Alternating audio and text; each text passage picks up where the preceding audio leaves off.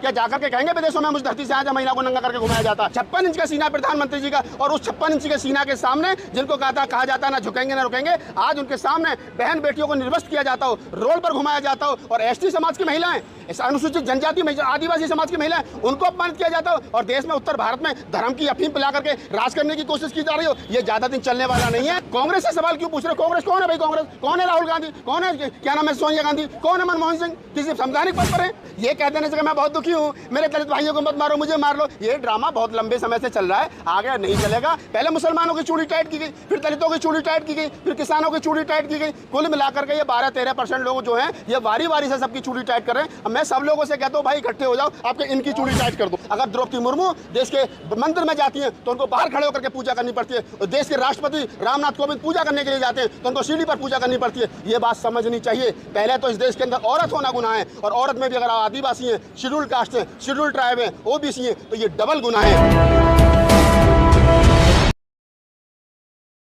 देखिए, मणिपुर में बीजेपी की सरकार है, और बीजेपी का नारा था बेटी बचाओ बेटी पढ़ाओ, लेकिन वो बेटी बचाओ और बेटी पढ़ाओ के बजाय बेटी पटाओ वाला काम चल रहा है। और पटाओ के साथ साथ अब जो है वो नंगा करके रोड पर जो नंगा नाच किया जा रहा है, ये शर्मनाक है। देश के प्रधानमंत्री नरेंद्र मोदी को जवाब देना चाहिए, और मैं तो कह रहा हूँ जवाब नहीं देना चाहिए, इस्तीफा देना चाहिए।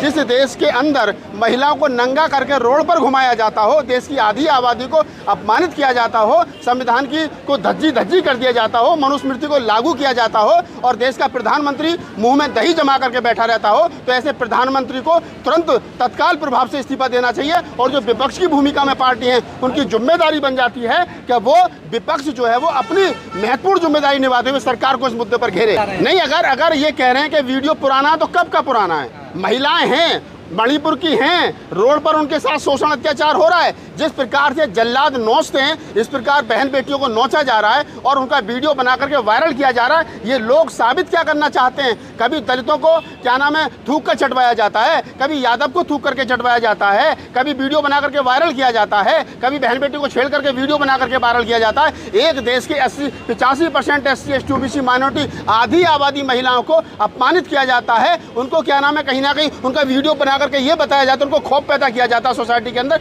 तो ये लोग चाहते क्या है? मुट्ठी भर लो, और सरकार मुंह में दही जमा करके बैठी है। शर्म नहीं आती इन लोगों को? मर जाना चाहिए ऐसे लोगों को जो संवैधानिक पद पर बैठे। तत्काल प्रभाव से इस्तीफा देना चाहिए लोगों को। कांग्रेस से सवाल पूछ रहा है इस पूरे मामले पर। मैं कांग्रेस से सवाल क्यों पूछ रहा हूँ? कांग्रेस कौन है भाई? कांग्रेस कौन है? राहुल गांधी कौन है? क्या नाम है? सोनिया गांधी कौन है? मनमोहन सिंह किसी संवैधानिक पद पर है? अरे अपनी पार्टी चला रहे हैं, विपक्षी भूमिका निभा रहे हैं, वो भी ईमानदारी से अगर उनको वो नहीं कर पा रहे हैं तो उनसे सवाल पूछना चाहिए। लेकिन मैं कह रहा हूं कि बीजेपी की सरकार मणिपुर में, देश में बीजेपी की सरकार है। 56 इंच का सीना प्रधानमंत्री जी का, और उस 56 इंच के सीना के सामने जिनको कहा जाता है ना झुकेंगे ना रुकेंगे, आज उनके सामने बहन बेटियों को निर्वस्त्र किया जाता हो, रोड पर घुमाया जाता हो, और ST समाज की महिलाएं, अनुसूचित जनजाति आदिवासी समाज की महिलाएं, उनको अपमानित किया जाता हो, और देश में उत्तर भारत में धर्म की अफीम पिला करके राज करने की कोशिश की जा रही हो। ये ज्यादा दिन चलने वाला नहीं है। इस देश के क्या दुखी है प्रधानमंत्री? दुखी होने से क्या हो रहा है? मुख्यमंत्री उनका है, करे ना बर्खास्त, क्यों नहीं राष्ट्रपति शासन लगाते हो? वहाँ राष्ट्रपति शासन लगाना चाहिए ना। ये कह देने से मैं बहुत दुखी हूँ, मेरे दलित भाइयों को मत मारो, मुझे मार लो, ये ड्रामा बहुत लंबे समय से चल रहा है, आगे नहीं चलेगा। अब इस देश का कभी दलित पिटता है, पहले मुसलमानों की चूड़ी टाइट की गई, फिर दलितों की चूड़ी टाइट की गई, फिर किसानों की चूड़ी टाइट की गई। कुल मिलाकर के ये 12-13% लोग जो हैं ये वारी वारी से सबकी चूड़ी टाइट कर रहे हैं। अब मैं सब लोगों से कहता हूँ भाई इकट्ठे हो जाओ, आपके इनकी चूड़ी टाइट कर दो। राहुल भाई, ये बयान भी आया है कि उन महिलाओं को रेप करने के लिए महिलाओं ने ही उकसाया था पुरुषों को, तो एक समाज के तौर पे इस घटना को कैसे देखते हैं आप? देखिए, मैं ये कह रहा हूँ वो किसने उकसाया था, किसके नहीं उकसाया था, ये जांच का विषय है। सरकार जांच करे, दूध का दूध पानी का पानी करे, लेकिन ये बात तय है कि जो हुआ वो शर्मनाक है, वो नहीं होना चाहिए था, वो मानवता के नाम पर कलंक है। हम अपने आप को आज इंसान कहने में, मानव कहने में, हम इस भारत के नागरिक हैं। जिस भारत में महिला को नंगा करके घुमाया जाता था, आज हमें ये कहने में, हम जाकर के कहते हैं विदेशों में बुद्ध की धरती से आए, हम इसकी धरती से आए, उसकी धरती से आए। क्या जाकर के कहेंगे विदेशों में मुझ धरती से आए जब महिला को नंगा करके घुमाया जाता है? क्या जाकर के कहेंगे कि महिला को रोड पर नंगा करके उन्हें नोचा जाता है, उनके साथ में बदतमीजी की जाती है, और हमारा प्रधानमंत्री मुंह में दही जमा करके बैठा रहता है? तो ये शर्मनाक है। लेकिन नागपाल जी, दुर्गा पूजा में मिट्टी की महिला को साड़ी पहनाई जाती है, 9 दिन पूजा की जाती है उसी ये जो ढोंग है ना पूजा वाला, सबसे पहले ये बंद होना चाहिए। इस देश की आधी आबादी महिलाओं को अपने अधिकारों के लिए लड़ना चाहिए। उन्हें कहना चाहिए हमें नहीं पूजना भैया, हमारी पूजा बंद करो, हमारी मंदिरों में मूर्तियां मत रखो, हमारी 9 दिन पूजा मत करो, हमें मान सम्मान दो, बराबरी दो, संवैधानिक राइट्स दो, हमें बराबरी में प्रॉपर्टी में बराबरी का हिस्सा दो, बेटों के बराबर हमें समझा जाए। हम हैं क्योंकि हम इस देश की आधी आबादी हैं। जिस दिन इस देश की महिलाएं ये मांग करेंगी तो मैं कहता हूँ कि निश्चित रूप से शोषण अत्याचार रुकेगा। महिला आदिवासी को प्रताड़ित किया जाता है, लेकिन दलित आदिवासी जो है हिंदू मुस्लिम का जब कार्ड खेला जाता है तो उसके मतलब भाजपा को सपोर्ट करते हैं। देखिए ये समझ लीजिए आप, जब इस देश के अंदर जाति का कार्ड खेला जाएगा, जब इस देश के अंदर SC ST OBC का कार्ड खेला जाएगा, इस देश के अंदर दामनी देश की बेटी बन जाती है, हिंदुस्तान की बेटी बन जाती है, क्योंकि वो सबर समाज से आती है। इस देश के अंदर मनीषा वाल्मीकि के नाम के अगर वाल्मीकि लगते ही वो देश की बेटी नहीं बनती है, वो सिर्फ शेड्यूल कास्ट की बेटी रह जाती है, और उसमें भी खासतौर से वाल्मीकि और भंगी समाज की बेटी रह जाती है। आप समझिए ये जो चश्मा, जातिवादी चश्मा जिन लोगों ने लगा रखा है, जो बेटियों को एक तरफ कहते हैं कि नहीं साहब बेटी किसी की भी हो, सबकी बेटी है, लेकिन अगर एक सबर समाज की बेटी की इज्जत रोड पर लुटती है, उसके साथ में शोषण अत्याचार होता है, तो देश का गरीब, मजदूर, शोषित, पीड़ित, दलित, आदिवासी हर एक आदमी जो है वो रोड पर उसके लिए न्याय की मांग करता है। लेकिन यही शोषण, यही अत्याचार किसी दलित की बेटी पर, आदिवासी समाज की बेटी पर जो मणिपुर में हुआ है उनके ऊपर होता है, तो महिला आयोग भी मुंह में दही जमा करके बैठ जाता है, प्रधानमंत्री भी दही जमा करके बैठ जाते हैं, और वो तमाम संगठन जो बेटी बचाओ बेटी पढ़ाने की बात करते हैं उनके मुंह में दही जम जाती है, क्योंकि वो बेटी, वो औरतें शेड्यूल कास्ट की पृष्ठभूमि से आती हैं, आदिवासी समाज से आती हैं, क्योंकि एक तो महिला और ऊपर से आदिवासी। इस देश के अंदर प्रधानमंत्री राष्ट्रपति आदिवासी समाज की महिला बनती है। अगर द्रौपदी मुर्मू देश के मंदिर में जाती हैं तो उनको बाहर खड़े होकर के पूजा करनी पड़ती है, और देश के राष्ट्रपति रामनाथ कोविंद पूजा करने के लिए जाते हैं तो उनको सीढ़ी पर पूजा करनी पड़ती है। ये बात समझनी चाहिए। पहले तो इस देश के अंदर औरत होना गुनाह है, और औरत में भी अगर आदिवासी हैं, शेड्यूल कास्ट हैं, शेड्यूल ट्राइब हैं, OBC हैं, तो ये डबल गुनाह है। इस देश का जातिवादी ढांचा, इस देश का पुरुष प्रधान जो समाज है, वो इस देश के अंदर महिला को कभी भी मान सम्मान नहीं देता। मैं पुनः कहता हूं कि इस देश की महिलाओं को मांग करनी चाहिए कि हमको मंदिरों में मत पूजो, 9 दिन हमारी पूजा मत करो, हमारा कोई क्या नाम आप जागरण मत करो देवी के नाम पर, हमें हमारे संवैधानिक राइट्स दो, हमें इस देश के अंदर रहने के लिए हमारे जो मूल अधिकार है वो हमें मिलने चाहिए। मोदी जी ने तो राष्ट्रपति बना दिया, यही तो कहते हैं। हाँ, तो राष्ट्रपति बनने के बाद जाति कहाँ गई?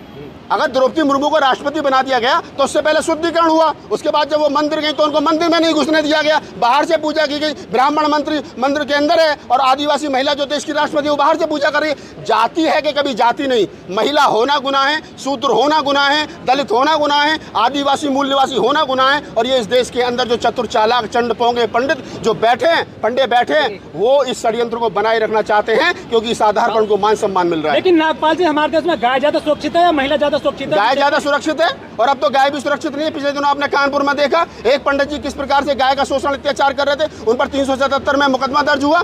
तो गाय भी कहाँ सुरक्षित है? इस देश के अंदर कोई सुरक्षित नहीं है, सिर्फ एक जाति सुरक्षित है जिसका नाम है ब्राह्मण, वो सुरक्षित है केवल। राहुल जी, जिसने ये अत्याचार किया है उसको क्यों हम जाते, क्या मतलब है ब्राह्मण कहने का? और क्या कहें? पंडित जी कहें, पंडित जी कहें, द्विवेदी त्रिवेदी शुक्ला जी मिश्रा जी पांडे जी कहें, क्या कहें? बताओ ना। एक ब्राह्मण, एक शुक्ला जी जो है वो उसका गाय का बलात्कार करता है कानपुर में, और एक तरफ अगर कोई मुस्लिम भाई गाय की पूंछ हाथ में पकड़ ले तो उसके साथ में लिंचिंग कर दी जाती है। लेकिन इन्हीं का आदमी गाय का बलात्कार करता है, एक आदमी टूट तक नहीं करता। क्यों? क्योंकि इनका आदमी कुछ भी कर दे, 100 खून माफे, और दूसरा SC ST OBC समाज का आदमी कोई कुछ कर दे, उसके साथ लिंचिंग कर दी जाएगी, उसे मार दिया जाएगा। दलितों को सबसे ज्यादा मुसलमानों से खतरा है या फिर मनवादी सोच वाले से? दलितों को सबसे ज्यादा खतरा इस देश के अंदर गैर संवैधानिक लोगों से है, जो संविधान को नहीं मानते, यानी बराबरी को नहीं मानते, समता को नहीं मानते, मानवता भाईचारे को नहीं मानते। उनसे सबसे ज्यादा खतरा है। वो मनुवादी हैं, वो गैर जातिवादी है, वो जातिवादी गुंडे हैं, वो कोई भी हैं। जो आदमी, मैं जाति की बात नहीं करता, कोई आदमी ब्राह्मण कुल में पैदा होकर के अच्छा हो सकता है। डॉक्टर अम्बेडकर के बहुत सारे साथी ब्राह्मण थे, बाबा साहब की पत्नी ब्राह्मण थी, बाबा साहब डॉक्टर अम्बेडकर के साथी बदन कौशल्या, राहुल क्या नाम है जो थे वो राहुल शंकराचार्य, वो थे क्या नाम था उनका, राहुल साकृत्यान, वो ब्राह्मण थे। तो ऐसा नहीं है कि ब्राह्मण बुरा, लेकिन कुल मिलाकर के ब्राह्मण चलेगा वही टाइप राइटर की तरह, लगा दबाव कहीं से लगेगा वहीं जाकर के, उसका टारगेट वही होता है। ये ध्यान रखना। दलितों में लेकिन दलितों में जागरूकता आई है? बिल्कुल जागरूकता नहीं आई। अगर जागरूकता नहीं आई होती तो मैं दलित समाज में पैदा होकर के बोल रहा होता, आप सुन रहे होते मुझे। मीरा हैदर के साथ है कि खिलाफ है? कौन मीरा हैदर? मीरा हैदर। कौन मीरा हैदर? सीमा हैदर। हाँ बताओ ना, सही रास्ते पे हो ना। अब ये सीमा हैदर की बात कर रहे हैं। अब ये शंभू भाई भी कभी कभी ऐसे सवाल कर लेते हैं, हमारे सीनियर साथी में वरिष्ठ पत्रकार हैं, हमारे समाज के रवीश कुमार इनको कहा जाता है। अब ये सीमा हैदर पे आ गए। मैं बड़ा कंफ्यूज हूँ। इस देश के अंदर एक मौर्य समाज की बेटी वो एसडीएम बन जाती है और वो अपने पति को तलाक देने के लिए कहती है, तो उसका पति रो रो करके आलोक मौर्य कहता साहब मेरे साथ बहुत बुरा हुआ, तो सारा समाज कहता साहब ये सीमा ये क्या नाम है जो है ये ज्योति मौर्य बहुत खराब है, ये सब तो निकम्मी है, तो पद चरण उसे गाली देते हैं।